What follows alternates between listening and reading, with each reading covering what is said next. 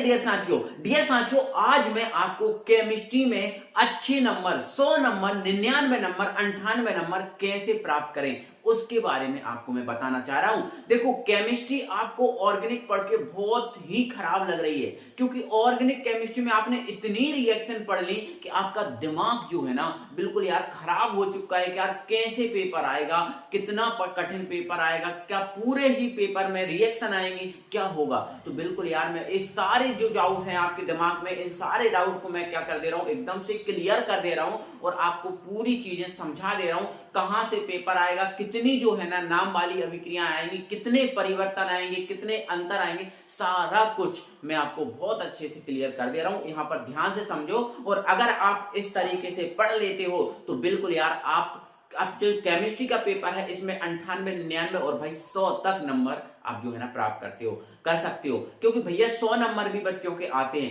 100 number भी बच्चे लेके आए हैं, है ना। मेरे सजेशन से, मेरे ही मतलब मैं ऑफलाइन सेंटर से बच्चे 100 नंबर भी लेके आए हैं, 99 भी नंबर लेके आए हैं, 98 भी नंबर लेके आए हैं, ठीक है। तो अगर इस तरीके से आप पढ़ लेते हो तो बिल्कुल आप अच्छे नंबर गेन करोगे। यहाँ पर ध्यान से समझो। तो देखो आपको सबको पता है यार केमिस्ट्री का जो पेपर है, आपको सबको पता है यार भाई 70 नंबर का आता है। कितने नंबर का पेपर आता है केमिस्ट्री का? 70 नंबर का पेपर आता है, 70 नंबर का। अच्छा 70 का कैसे बनेगा सर? तो देखो आपको पता है आपकी जो केमिस्ट्री है वो फिजिकल केमिस्ट्री है, ठीक है, इनऑर्गेनिक केमिस्ट्री है, ठीक है, ऑर्गेनिक केमिस्ट्री है, इतना तो आपको पता ही है ना।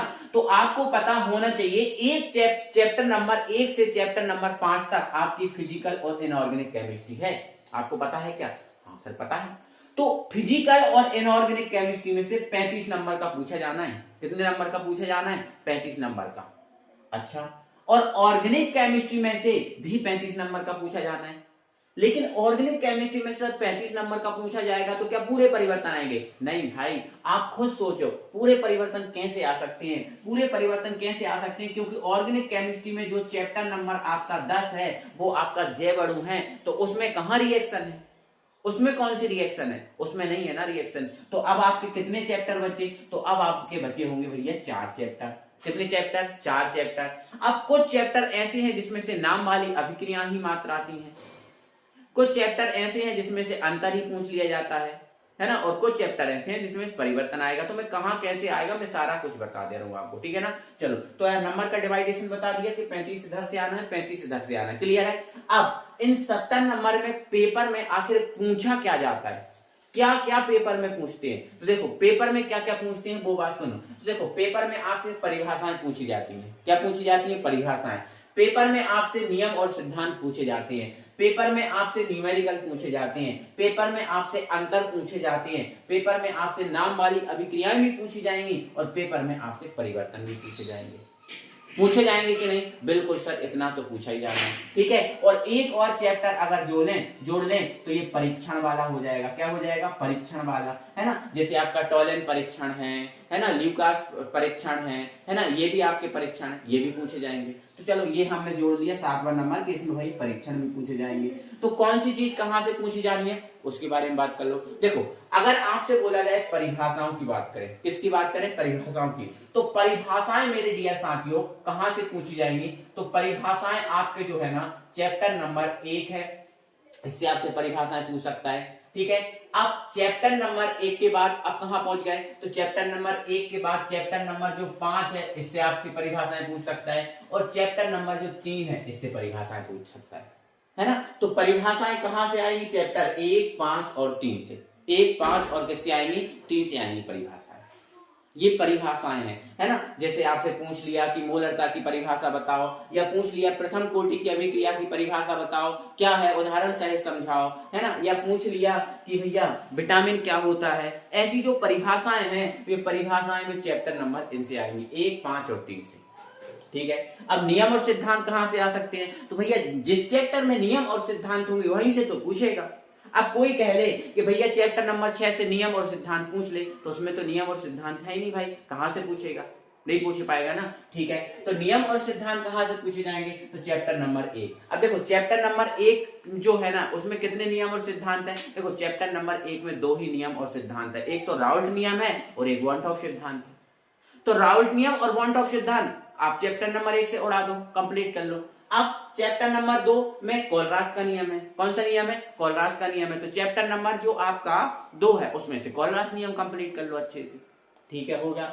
फिर चैप्टर नंबर 3 में सर, चैप्टर नंबर 3 में कौन सा नियम और कौन सा सिद्धांत है? एक ही नियम सिद्धांत है।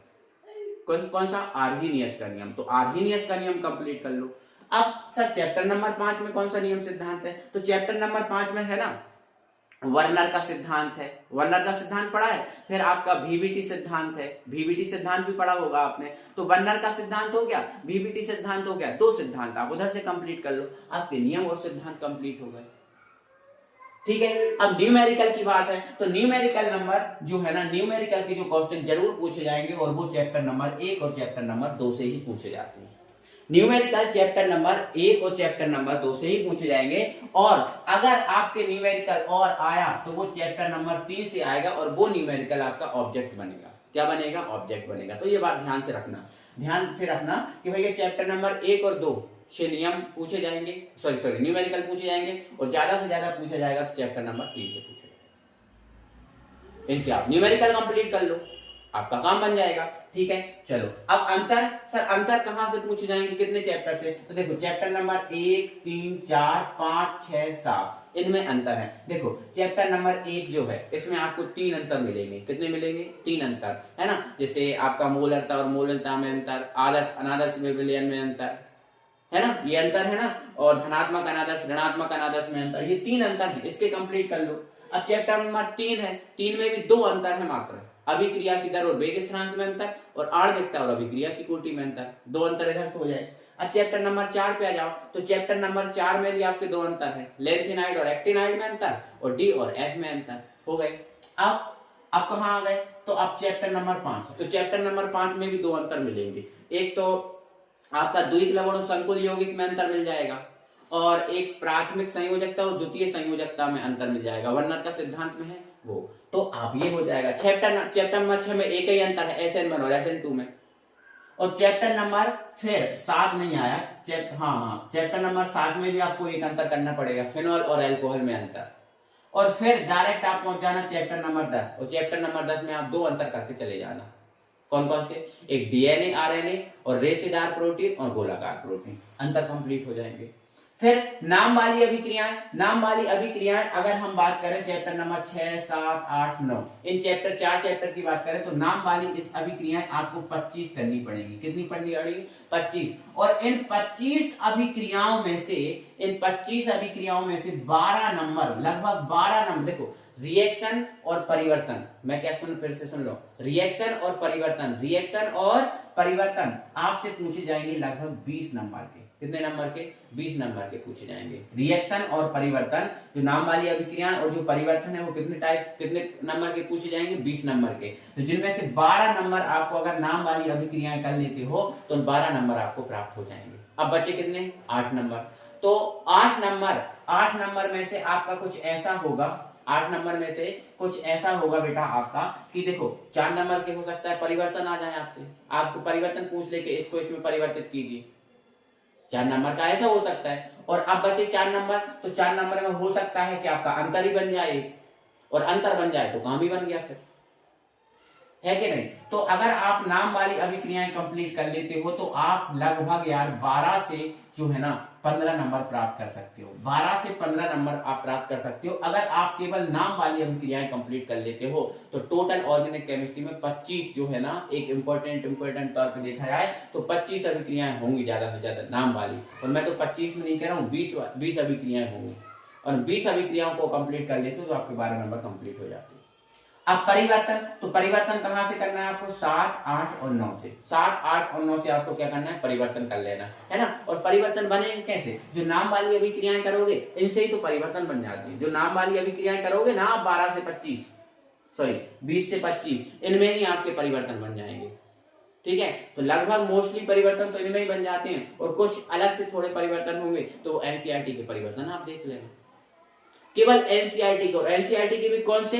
जो लिखे होते हैं कि पाठ निहित प्रश्न में जो परिवर्तन है वो वाले, ठीक है ना। अब परीक्षण, तो परीक्षण तो आपको पता ही है, एक तो आपका टॉलेन परीक्षण है। कौन सा परीक्षण है भैया? टॉलेन परीक्षण है, ठीक है। फिर दूसरा आपका टॉयलेट परीक्षण हो गया, और दूसरा आपका हिंसबर्ग परीक्षण है। टॉयलेट परीक्षण हो गया, हिंसबर्ग परीक्षण हो गया, एक और आपका फेलिंग परीक्षण है। कौन सा है भैया? फेलिंग परीक्षण। तो ये आपका फेलिंग परीक्षण हो जाएगा, फेलिंग परीक्षण। तो ये दोनों के दोनों परीक्षण तो चैप्टर नंबर 7 में है। किसमें है? चैप्टर नंबर 7 में। और ये वाला परीक्षण है चैप्टर नंबर 9 में। तो अगर आप इस टाइप से रणनीति बना के आप पढ़ाई करते हो, है ना, कि कहां से कौन सा क्वेश्चन, देखो आपको अगर पता ही नहीं होगा कि किस चैप्टर में से क्या आना है, तो फिर आपको पढ़ना में थोड़ा सा दिक्कत होगा, है ना। तो आपको अगर पता चल जाएगा यार इस चैप्टर में से क्या आना है, तो आप उस हिसाब से पढ़ाई करोगे ना। जैसे आपको पता है कि यार इस चैप्टर में से नियम और सिद्धांत पूछे जा सकते हैं, तो नियम और सिद्धांत पहले कंप्लीट कर लोगे। किस चैप्टर में से नाम वाली अभिक्रियाएं पूछी जाती हैं, तो वो आप कंप्लीट कर लोगे। तो ऐसे करके आप थोड़ा सा आप अपने तरीके से आप तरीका शेड्यूल बनाओ, क्योंकि आपके पास समय बिल्कुल भी नहीं बचा, बहुत बहुत बहुत कम है समय। तो अगर आप शेड्यूल नहीं बनाया और शेड्यूल बना के अब भी आप नहीं पढ़ रहे हो, अब भी आपकी आंखें नहीं खुल रही हैं, तो भैया फिर आपसे कुछ कोई नहीं कह सकता।